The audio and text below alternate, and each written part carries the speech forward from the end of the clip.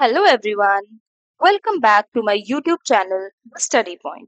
आज हम HTET 2021 previous year question paper का बायोलॉजी सेक्शन डिस्कस करने वाले हैं। तो चलिए वीडियो को स्टार्ट करते हैं।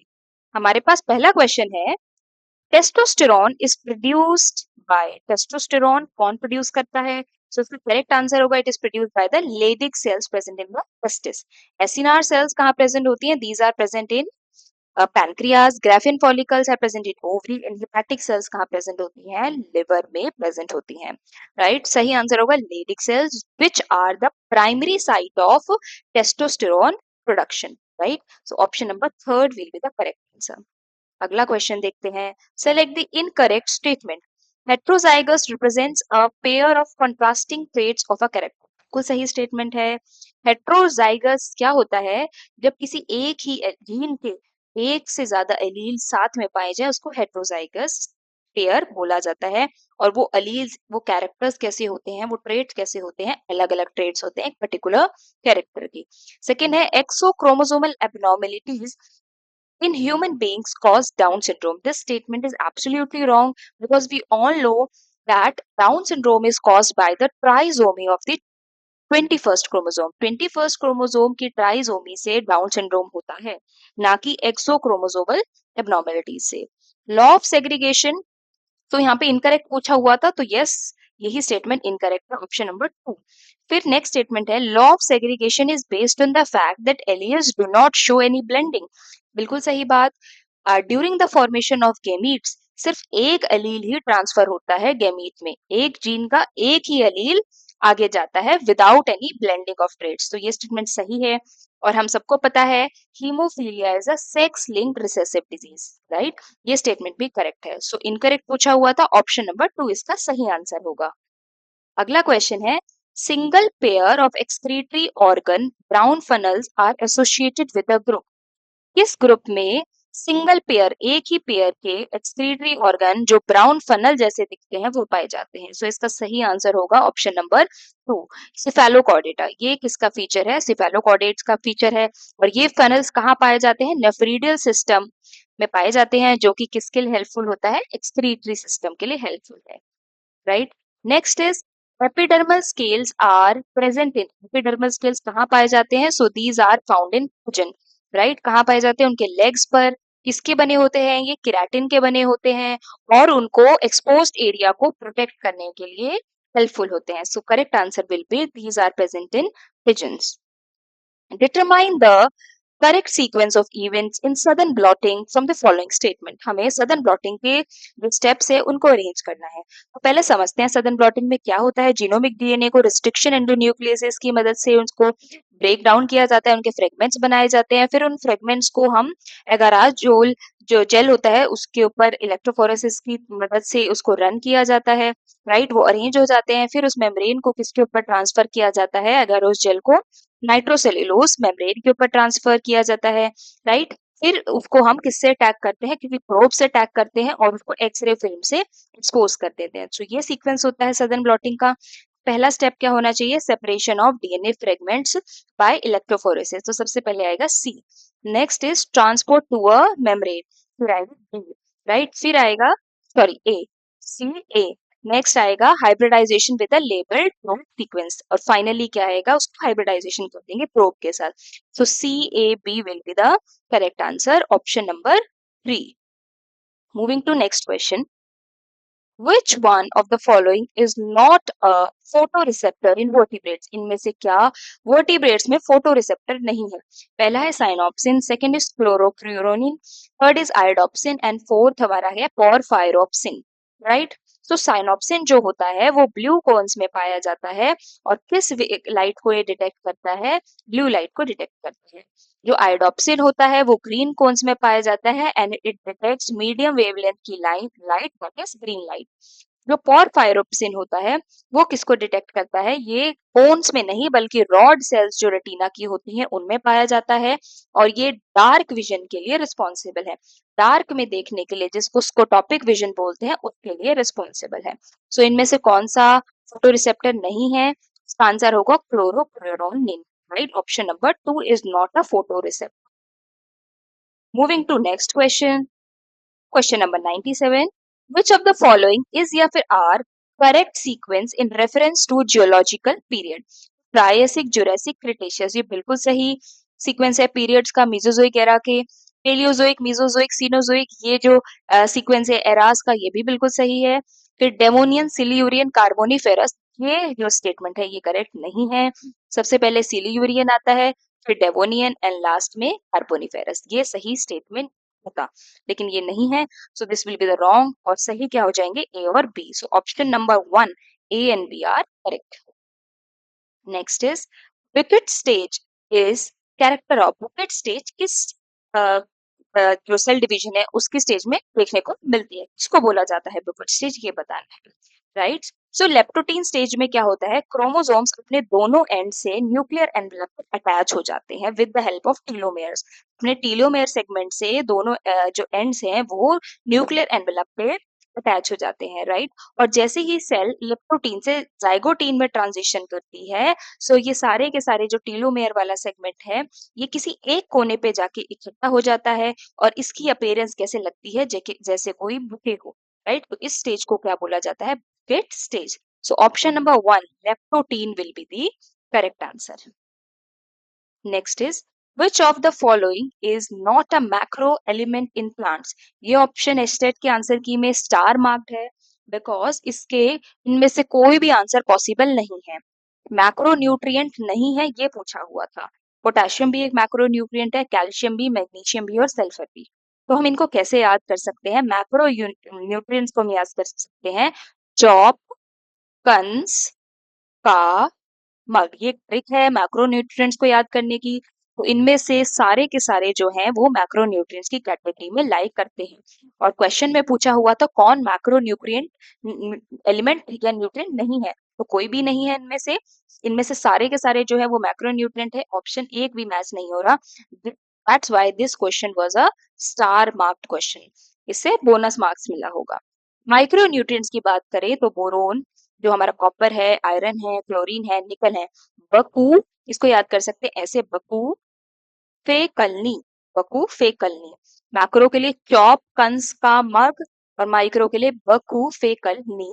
हम इस तरीके से इसको याद कर सकते हैं। सो इसका इनमें से कोई भी नहीं आंसर होगा। Next question is the recipient of first Amrita Devi Bishnoi National Award for Wildlife Conservation was? Wildlife Conservation के लिए किसको पहली बार अमृता देवी बिश्नोई नेशनल अवार्ड मिला?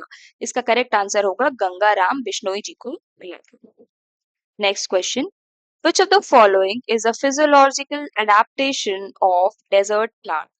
राइट। तो इनमें से डेजर्ट प्लांट किस मेथड को, किस प्रोसेस को, किस साइकिल को फिजियोलॉजिकल एडेप्टेशन की तरह लेते हैं? बिकॉज जो डेजर्ट होता है वो हॉट होता है, जहाँ पे ड्राई कंडीशंस पाई जाती हैं, राइट। तो वहाँ पे पानी के लॉस को मिनिमाइज करना वाइल कार्बन डाइऑक्साइड का fixation is very important, right. और ये किस मेथड से हो सकता है, C4 साइकिल से भी और कैम साइकिल से भी। सो जिसने भी इन दोनों में से कोई एक ऑप्शन मार्क किया होगा वो करेक्ट माना जाएगा। So both 2 and 4 will be the correct answer. दोनों ऑप्शन सही है।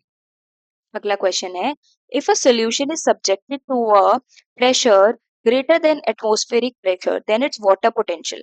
देखो किसी भी सॉल्यूशन का वाटर पोटेंशियल डिपेंड करता है या तो एटमॉस्फेरिक, या तो प्रेशर पोटेंशियल पे, या फिर सोल्यूट पोटेंशियल पे। वाटर पोटेंशियल किसका सम है, या तो सोल्यूट पोटेंशियल पे डिपेंड करता है या प्रेशर पोटेंशियल पे, राइट। जब स्टेटमेंट ने यहाँ पे बोल दिया है कि एक सोल्यूशन है उसमें कोई भी सोल्यूट नहीं है, तो सोल्यूट पोटेंशियल तो क्या हो गया, जीरो हो गया। प्योर वाटर है ना, इसमें सोल्यूट पोटेंशियल क्या हो गया, जीरो हो गया।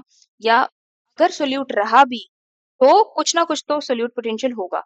लेकिन अगर आप एटमॉस्फेरिक प्रेशर अप्लाई कर दो, यानी आप कोई एक्सटर्नल प्रेशर अप्लाई कर रहे हो, तो उसकी वजह से प्रेशर पोटेंशियल भी क्या है, बढ़ जाएगा, राइट। सो ऑलरेडी एक सोल्यूट पोटेंशियल तो था ही, प्रेशर पोटेंशियल भी आपने अप्लाई कर दिया, सो ओवरऑल जो प्रेशर है वो वाटर पोटेंशियल वो क्या है, बढ़ जाएगा।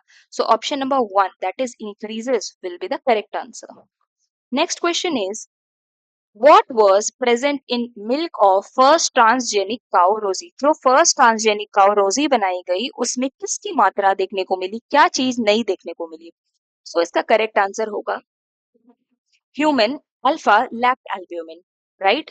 ये जो नाम का प्रोटीन है, ये काऊ मिल्क में नेचुरली नहीं पाया जाता था, लेकिन जब से ये ट्रांसजेनिक काऊ बनाई गई, उसमें इस प्रोटीन को भी देखने को पाया गया। और ये जो प्रोटीन होता है, it is considered beneficial for human babies, right? So correct answer will be option number 2, human alpha lactalbumin. Alpha 1 antitrypsin क्या है? ये ह्यूमन प्रोटीन होता है। बीटी प्रोटीन हम सबको पता है, ये इंसेक्टिसाइड की तरह यूज किया जाता है जेनेटिकली मॉडिफाइड क्रॉप्स में, ताकि उनको पेस्ट से बचाया जा सके। तो करेक्ट आंसर इसका क्या होगा? Option number. और इंसुलिन एक हार्मोन है which was not present in रोजी। अगला क्वेश्चन देखते हैं। और range is photosynthetically active radiations की क्या रेंज होती है, ये बताना है। तो इसका करेक्ट आंसर होगा 400 टू 700 नैनोमीटर, राइट? इसका सही आंसर क्या होगा? Option number 2, that is 400 to 700 nanometre इसकी रेंज होती है। कंफ्यूज नहीं होना है, माइक्रो और नैनो में ऑप्शंस में दोनों दिए हैं, लेकिन करेक्ट क्या होगा? नैनोमीटर वाला answer. Next option is, next question is question number 105. Which of the following flowers exhibit both radial and bilateral symmetry? किस फ्लावर में दोनों रेडियल और बाइलेटरल सिमेट्री देखने को मिलती है? तो सनफ्लावर ऐसा फ्लावर है जिसमें दोनों तरह की सिमेट्री देखने को मिलती है। जो एक्सटर्नल आउटर रिंग जो प्रेजेंट होती है रे फ्लोरेट्स की, वो क्या एग्जिबिट करती है? Bilateral symmetry. जबकि जो इनर वाली डिस्क फ्लोरेट्स हैं, वो क्या डिस्प्ले करती हैं? Radial symmetry. Answer will be 2। Hock, hollyhock में देखा जाए तो रेडियल सिमेट्री पाई जाती है। गार्डन पी में बाइलेटरल सिमेट्री होती है, और मैरीगोल्ड भी रेडियल सिमेट्री शो करती है। सो इसका करेक्ट आंसर होगा ऑप्शन नंबर। अगले क्वेश्चन की तरफ बढ़ते हैं। In petromyzon liver is, petromyzon में लिवर कैसा होता है? Liver is trilobe. ये स्टेटमेंट गलत है। कैसा पाया जाता है? Trilobe. So this is wrong. Next is renal portal system is present. नहीं, ये स्टेटमेंट भी बिल्कुल रॉन्ग है। पेट्रोमाइजोन में रीनल पोर्टल सिस्टम प्रेजेंट नहीं होता। So this statement is also what? Wrong.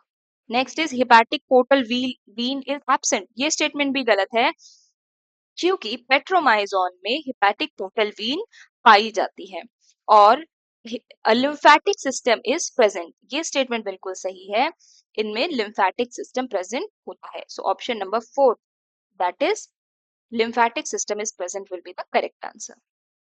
अगला क्वेश्चन है, orientation on memory called, orientation based on memory. जो ओरिएंटेशन एक प्लांट या एनिमल अपने आप को ओरिएंट करता है on the basis of memory, उसको क्या बोलते हैं? नीमोटैक्सिस। क्या बोलते हैं? Mnemotaxis. Option number 1 will be the correct. Menotaxis क्या होता है? एंगल्स के रिस्पेक्ट में जब एक ओरिएंटेशन ले कोई भी प्लांट या फिर एनिमल, उसको मेनोटैक्सिस बोलते हैं। काइनेसिस तो बस एक अनडायरेक्टेड मूवमेंट को बोलते हैं किसी भी स्टिमुलस के रिस्पॉन्ड में। और टीलोटैक्सिस क्या बोलते हैं? जब मूवमेंट शो हो किसी स्टिमुलस से अगेंस्ट, किसी स्टिमुलस के अगर अगेंस्ट आप मूवमेंट शो कर रहा है कोई ऑर्गेनिज्म, उसको क्या बोलते हैं? Telotaxis. So correct answer will be nemosis. Next is infective stage of the hookworm is. Infective stage जैसे कि हम यहाँ देख सकते हैं, option number 4, filarial form. Form larva जो होता है, फाइलेरी फॉर्म लार्वा, वो कैसी होती है? इन्फेक्टिव स्टेज होती है हुकवॉर्म की। So option number 4 will be the correct answer. बाकी स्टेजेस देखने को तो मिलती हैं, but these are not the infective stage. Now moving to next question. Select the true statement about the male mosquito. Male mosquito के बारे में इनमें से सही स्टेटमेंट बतानी है। पहला है, they are blood suckers of vertebrate. Male blood suckers नहीं होते हैं। ब्लड सक करने का काम कौन करती है? फीमेल्स करती हैं। थर्ड स्टेटमेंट देखते हैं पहले, mandibles are needle like and are serrated broad saw shape. So needle like, serrated, broad saw shape, जो ये पियर्सिंग और सेकंड टाइप का माउथ पार्ट्स होते हैं, ये फीमेल्स में पाए जाते हैं, मेल्स में नहीं पाए जाते। तो ये स्टेटमेंट भी क्या हो गई? गलत हो गई। फर्स्ट भी क्या थी? गलत थी। फोर्थ स्टेटमेंट है, antenna of male are pilose which short with few short hair, ये स्टेटमेंट भी कैसी है, गलत है, क्योंकि मेल के एंटीना पे बहुत ज्यादा बुशी और लॉन्ग हेयर पाए जाते हैं, बड़े बड़े हेयर होते हैं। ये हेयर उन्हें वाइब्रेशंस डिटेक्ट करने में मदद करते हैं जो फीमेल्स रिलीज करती है, ताकि वो फीमेल्स की तरह अट्रैक्ट हो सके फॉर द मेटिंग पर्पस। और इसमें से सही ऑप्शन क्या होगा, ऑप्शन नंबर 2 ये सही स्टेटमेंट है। There hypopharynx is less developed and fused with the ludium, ये बिल्कुल सही स्टेटमेंट और फैक्ट है। इनका हाइपोफेरिंक्स लेस डेवलप्ड होता है और लेबियम के साथ जाके फ्यूज कर जाता है। Next question is which of the following is not form multi-male bisexual group, इनमें से कौन सा मल्टी मेल बाइसेक्सुअल ग्रुप का पार्ट नहीं है, राइट। जो गोरिल्ला होता है वो कैसा होता है, यूनिमेल बाइसेक्सुअल ग्रुप का पार्ट है, क्योंकि वो एक सिंगल डोमिनेंट मेल है जो काफी सारी फीमेल्स के साथ मेट करता है ग्रुप में। एक ग्रुप में एक अकेला मेल पाया जाता है, बाकी सब क्या होती है, फीमेल्स होती है। डोमिनेंट मेल है जो बाकी फीमेल्स के साथ मेट करेगा। बाकी पटास मंकी, रेसर्स और स्क्विरल मंकी जो होते हैं, ये कैसे होते हैं, मल्टी मेल बाइसेक्सुअल ग्रुप में पाए जाते हैं। इसका मतलब अ, जो है ये मल्टीपल एडल्ट मेल्स एक्सेस कर सकते हैं डिफरेंट फीमेल्स को, राइट। तो इसका करेक्ट आंसर होगा gorilla. Moving to next question, fertilizin is, fertilizin क्या है, एक तरह का ग्लाइकोप्रोटीन होता है। ये कौन प्रोड्यूस करता है, it is produce by mature egg या फिर ओवम प्रोड्यूस करता है, जो फर्टिलाइजेशन प्रोसेस के लिए यूजफुल है। फर्टिलाइजिन स्पर्म एग्लूटिनेटिंग एजेंट की तरह काम करता है, जो स्पर्म की बाइंडिंग को एग सरफेस को फैसिलिटेट करता है। तो option number 1 glycoprotein will be the correct answer. Coprophagy means, coprophagy का मतलब होता है consumption on of faeces, faeces को कंज्यूम करना या डंग पे फीड करना, फीसिस पे फीड करना क्या कहलाता है, कॉप्रोफेजी। अगला क्वेश्चन है, which of the following RNA is commonly used for phylogenetic analysis, phylogenetic analysis के लिए किस RNA का इस्तेमाल किया जाता है, so that is 16S RNA, क्योंकि इसमें कुछ कंजर्व्ड सीक्वेंसेस भी, रीजन्स भी देखने को मिलते हैं और कुछ वेरिएबल रीजन्स भी देखने को मिलते हैं। कंजर्व्ड सीक्वेंसेस और वेरिएबल जो रीजन्स हैं उनकी मदद से हम दो स्पीशीज कितने रिलेटेड हैं इसको पता लगाया जा सकता है, इसीलिए इनका इस्तेमाल किस किस लिए किया जाता है, इन फाइलोजेनेटिक एनालिसिस। तो इसका सही आंसर है option number 1 16S RRN। Montreal protocol किससे कंसर्न है, सो मॉन्ट्रियल प्रोटोकॉल जो सबमिट होता है वहां पे जो ओजोन लेयर डिप्लीट हो रही है उसके लिए क्या क्या फैक्टर्स या क्या सब्सटेंसेस रिस्पॉन्सिबल हैं, ओजोन डिप्लीटिंग सब्सटेंसेस के बारे में बात की जाती है, CFCs के बारे में बात की जाती है। सो इसका करेक्ट आंसर होगा option number 4। Next is Shine Dalgarno sequence is present on, Shine Dalgarno sequence कहाँ प्रेजेंट होता है, so it is present on the mRNA। चाइल्ड डेलगार्नो सीक्वेंस mRNA का वो रीजन है जहाँ पे आके राइबोसोम्स बाइंड करते हैं, राइट। इसके पास कॉम्प्लीमेंट्री सीक्वेंस होता है जो कि सेम कॉम्प्लीमेंट्री किसके पास प्रेजेंट होता है, राइबोसोम की स्मॉलर सब यूनिट के पास प्रेजेंट होता है। क्योंकि दोनों सीक्वेंस कॉम्प्लीमेंट्री है तो एक दूसरे से क्या कर जाते हैं, बेस पेयरिंग कर जाते हैं और बाइंडिंग को फैसिलिटेट करते हैं। So option number 3 mRNA will be the correct answer. Next is select the incorrect statement in reference to binomial nomenclature, हमें इनकरेक्ट स्टेटमेंट बतानी है। First statement is each organism belonging to a genus has a specific name, बिल्कुल सही बात। Binomial nomenclature यही कहती है कि दो नाम होते हैं, एक जीनस स्पेसिफाई करता है और एक स्पेसिफिक एपिथेट यानी स्पीशीज को रिप्रेजेंट करता है। तो ये स्टेटमेंट कैसी है, करेक्ट है। Same species name can be given to different organisms belonging to different genera, ये बात बिल्कुल गलत है। एक स्पीशीज नाम अब एक से ज्यादा ऑर्गेनिज्म के लिए यूज नहीं कर सकते, so this is the wrong statement और रॉन्ग ही पूछा गया है, तो option number 2 will be the correct answer. बाकी स्टेटमेंट को देखते हैं, Linnaeus use Latin for binomial nomenclature as it was a dead language, बिल्कुल सही बात है, लैटिन को डेड लैंग्वेज बोला जाता है। वो एक जगह से दूसरी जगह जाने पर चेंज नहीं होती, इसमें वेरिएशंस देखने को नहीं मिलती, इसीलिए डेड लैंग्वेज थी, इसीलिए उन्होंने लैटिन का उपयोग किया। Tautonyms are allowed in plant and animals, tautonyms क्या होता है, जब आपका जीनस का नाम भी और स्पीशीज का नाम भी जो है वो सेम हो तो उसको टॉटोनिम बोलते हैं, जैसे कैटला कैटला। सो ऑप्शन नंबर 2 इसका सही आंसर होगा। Next question is The correct sequence of the three major steps of Calvin cycle from the beginning is, सबसे पहला स्टेप कार्बन फिक्सेशन का होता है जिसको हम कार्बोक्सिलेशन बोलते हैं. नेक्स्ट इज रिडक्शन, रिडक्शन देखने को मिलता है. और फिर फाइनली थर्ड स्टेप क्या होता है, regeneration. Third will be regeneration. So option number 3, carboxylation, reduction and regeneration will be the correct answer. Next is, which of the following group is known as vascular cryptogames? इनमें से किसको vascular cryptogames बोलते हैं? So answer will be pteridophyte. Pteridophytes ऐसे plants हैं जो कि vascular हैं. Vascular का मतलब they have xylem and phloem. इनके पास ट्रांसपोर्टिंग जो सिस्टम है, वैस्कुलर सिस्टम प्रेजेंट है. क्रिप्टोगेम्स मतलब ये अभी भी स्पोर्स बनाते हैं, अभी भी इनके पास फ्लावर करना, सीड करना स्टार्ट नहीं हुआ. सीडिंग कहाँ से स्टार्ट हुई थी, जिम्नोस्पर्म से, राइट. और फ्लावरिंग कहाँ से स्टार्ट हुई, एंजियोस्पर्म से. So pteridophytes are called as vascular cryptogams. Next question is, which of the following is an example of living plant cell devoid of nucleus? Right. So इसका सही answer होगा sieve cell. Sieve cells ऐसी cell होती हैं जो mature होने पर अपना न्यूक्लियस डिवॉइड कर देती हैं. इनके अंदर न्यूक्लियस नहीं रहता. और कैसी हैं ये, लिविंग सेल्स हैं. कंपेनियन सेल्स भी लिविंग होती हैं बट इनके पास न्यूक्लियस होता है.